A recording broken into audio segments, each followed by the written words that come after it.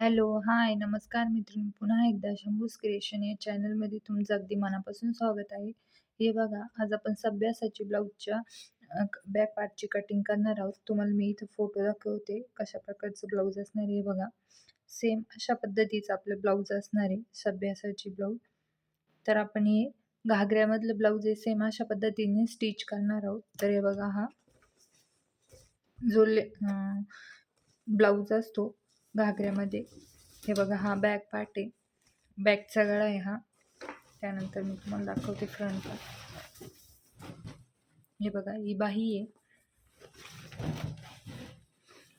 हे बघा, अशा पद्धतीचं आपल्याला ब्लाऊज सर्व मार्किंग केली आहे.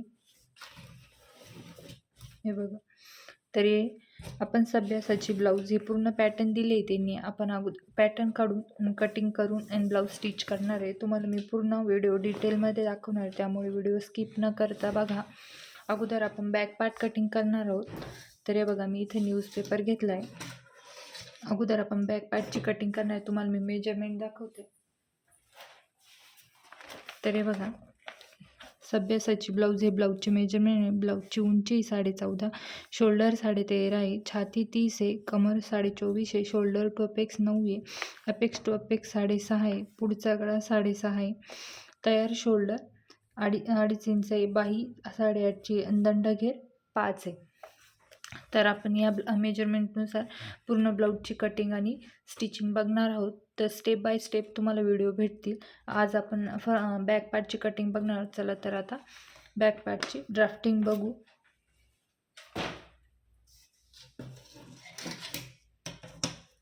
न्यूजपेपर घेतला आहे मी, न्यूजपेपरवरच मार्किंग करते. वरतून आपण अगोदर एक स्ट्रेट लाईन देऊन देऊ, सरळ लाईन. त्यानंतर पुढचे मापे टाकू. ते बघा, इथे एक मी स्केलनी सरळ लाईन दिली आहे. आपले शोल्डर आहे 13.5, तर 13.5चं आपल्याला निम्म घ्यायचं आहे. तर हे बघा, अशा पद्धतीने टेप फोल्ड करते मी. 13.5चं येते 7.25 इंच. तर बघा, ही फोल्ड बाजू ही आपल्या बाजूने ठेवायची आणि इकडनं सर्व मेजरमेंट टाकायचे. तर 7.25 मार्किंग करते मी इथं. त्यानंतर इथून डाऊन जायचं आहे आपल्याला 1 इंच. हे मेजरमेंट सर्वांसाठी एकच असणार आहे. इथून डाऊन जाणे 1 इंच. तुमचं शोल्डरचं माप वेगवेगळं येऊ शकतं, पण हे 1 इंच डाऊन हे सर्वांसाठी कंपल्सरी आहे. त्यानंतर इकडनं 2.5 इंच हे देखील कंपल्सरी सर्वांसाठी. हे आपण जोडून घेऊ अगोदर.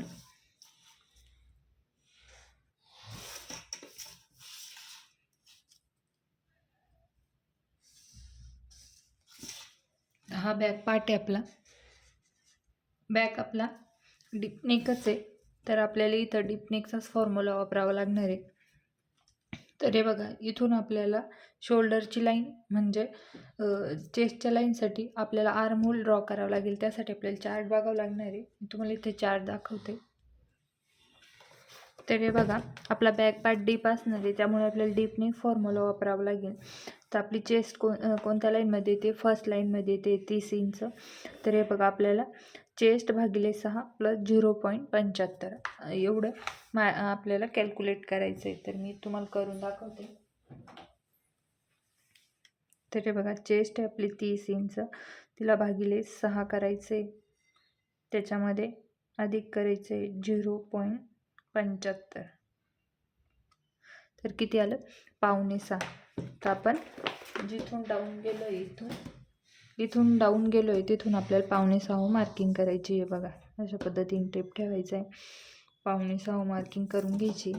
आता मी इथं एक सरळ लाईन देऊन घेते. त्यानंतर आपण उंचीची देखील मार्किंग करणार आहे. बॅकच्या उंचीची मार्किंग आपण सरळ लाईनपासून घेत असतो. ही बघा, ही सरळ लाईन आहे, या लाईनपासून घेतो. तर आपली ब्लाऊजची उंची किती आहे?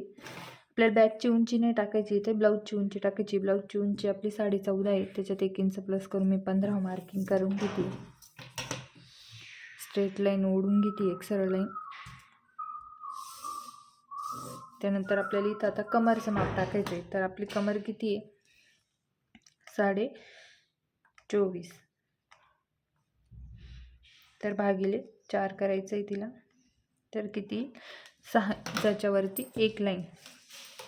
हे बघा इथून, हे बघा इथून मार्किंग करायची 6 इंचाच्या वर एक लाईन. त्यानंतर आपल्याला बॅकला टक्स द्यायचं आहे. डीप नेक असल्यामुळे बॅकला आपण टक्स देतो, त्यामुळे मी इथे 1 इंच प्लस करते. पुढे शिलाई मार्जिन घेते 2 इंच. त्यानंतर बघा आता आपल्याला इथं आपल्या बेल्टनुसार लूजिंग द्यायची छातीमध्ये. तर आपण इथं बॅकला 1 इंच किंवा 1.5 इंच लूजिंग देऊ शकतो. डीप नेक आहे तरी पण आपण लूजिंग देऊ, कारण आपला बेल्ट जास्त मोठा पण नाही आहे आणि जास्त छोटा पण नाही. आता तुमचा बॅकचा बेल्ट जो बेल्ट असेल तो 2 किंवा 2.5 इंच किंवा 3 इंचापर्यंत असेल, तर तुम्ही बॅकला छातीमध्ये लूजिंग नाही दिली तरी चालेल. डायरेक्ट डिवाइड बाय 4 केलं तरी चालेल. पण आता आपला बेल्ट जास्त मोठा पण नाही आणि छोटा पण नाही, पण मग 3.5 ते 4 इंचामध्ये आपला बेल्ट येईल. त्यामुळे आपण छातीत 1.5 इंच लूजिंग देतो. त्यामुळे आपली चेस्ट किती आहे 30 आहे, त्याच्यामध्ये 1.5 इंच लूजिंग किती झाले 31.5. त्याला भागिले 4 करायचे, किती आलं 7 पॉईंट. तर आपलं इथं 31.5 आहे, त्याचं किती आलं 7.8. म्हणजे आपण इथं 7.25 वर घेऊ शकतो, म्हणजे 7.5च्या पुढे एक लाईन. तर हे बघा इथं छातीची मार्किंग केली मी 7.5च्या पुढे एक लाईन किंवा 7.25 वर. त्यानंतर पुढे शिलाई मार्जिन घेते 2 इंच. आता पण हे जोडून घेऊ अगोदर.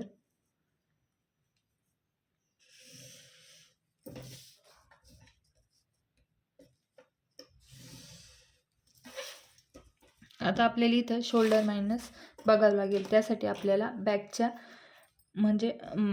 जो मागचा गळा आहे त्याची लेंथ माहिती पाहिजे. त्यासाठी आपल्याला काय करावं लागेल, तर आपल्याला बेल्ट किती तयार हवा आहे तो बघावं लागेल. आता बेल्ट आपल्याला जेवढी डिझाईन दिली त्यानुसारच बेल्ट घ्यावा लागेल. तर मी इथं बेल्ट चेक करून घेते. तर हे बघा आपण इथं बेल्ट चेक करून घेऊ, किती आहे 3.5 इंच बेल्ट येतोय.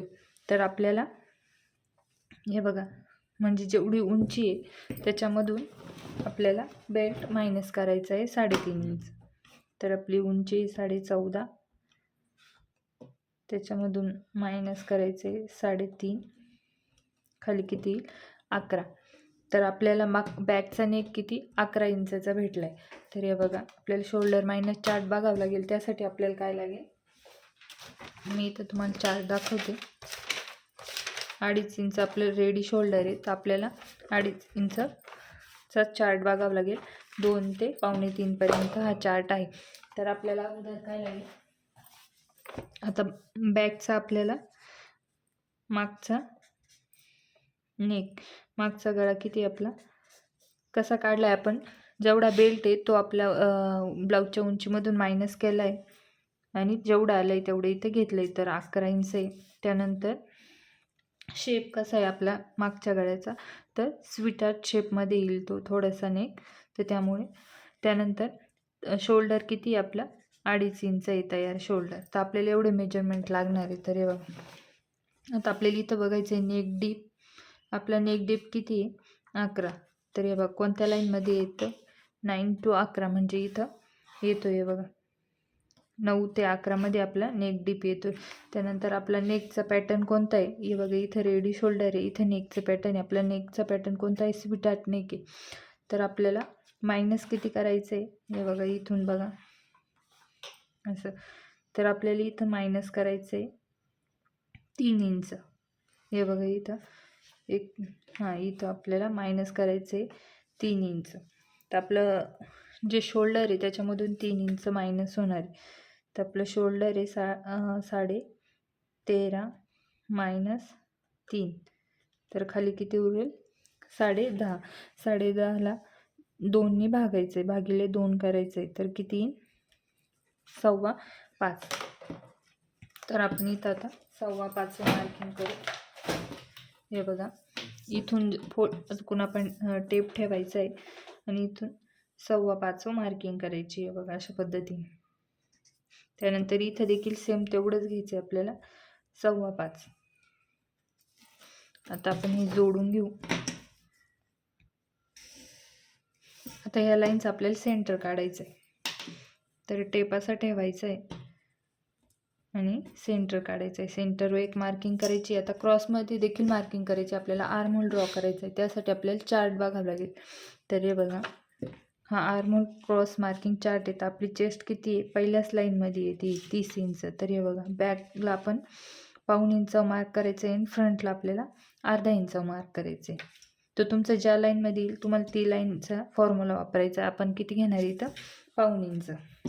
तर हे बघा, इथून असं क्रॉसमध्ये असं टेप ठेवायचं आहे आणि 1.5 इंच मार्किंग करायची. त्यानंतर आता फ्रेंच कवनी आर्महोलचा शेप देऊन घेऊ आपण. जसं मॅच होतोय तसा शेप देऊन घ्यायचा आहे.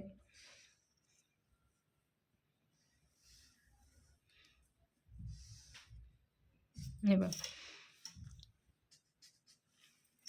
आर्महोलचा शेप देऊन घेतलाय. आता आपली बॅक पार्टची एवढी ड्राफ्टिंग झाली. आता आपल्याला शोल्डर मायनस करावं लागणार आहे. आता इथे जेवढं आलंय, आता इथे किती आले तेवढं आपल्याला चेक करायचं आहे.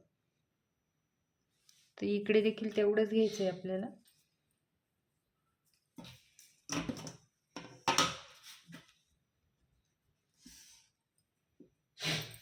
त्यानंतर बघा, आता मागचा गळा आपल्या छातीच्या लाईनच्या खाली जाणार आहे. तर मागचा गळा जर आपल्या छातीच्या लाईनच्या खाली जाणार आहे तर वरतून आपल्याला किती मायनस करायचं आहे, अर्धा इंच. तर हे बघा, मी वरतून अर्धा इंच ड्रॉ करून घेते असं.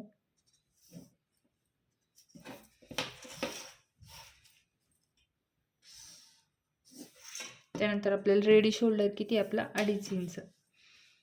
2.5 इंच रेडी शोल्डर आहे, त्याच्यात 3.5 मार्किंग करायचं. आपण 2 पण घेऊ शकतो, 2च घ्यावा लागेल. इथे मी 2 इंच मार्किंग करते. चार्ट आपला 2 ते 2.25 पर्यंत आहे. तुम्ही कितीही घेतलं तरी चालेल. मी 2 इंच रेडी शोल्डर घेते, त्याच्यामध्ये 1 इंच प्लस करून 3 इंच मार्किंग करते. आपल्याला हे बघा, इथून नेक डीप म्हणजे गळारुंदीचं मार्किंग भेटलंय 2.25 इंच. आता बॅकचा नेक आपण जेव्हा आपण फ्रंट पार्ट ड्राफ्ट करू तेव्हाच आपल्याला तो प्रिन्सेस कट तो पार्ट इथं जॉईन करून तेव्हाच आपल्याला बॅक पार्ट कटिंग करता येईल. त्यासाठी अगोदर आपल्याला काय करावं लागेल, हे बघा, एवढी बॅक पार्टची आपली आता मार्किंग झाली आहे. तर आपण आता जेव्हा फ्रंट पार्टची ड्राफ्टिंग करू, कटिंग करू, तेव्हाच बॅक पार्ट व मागचा गळा कट करू.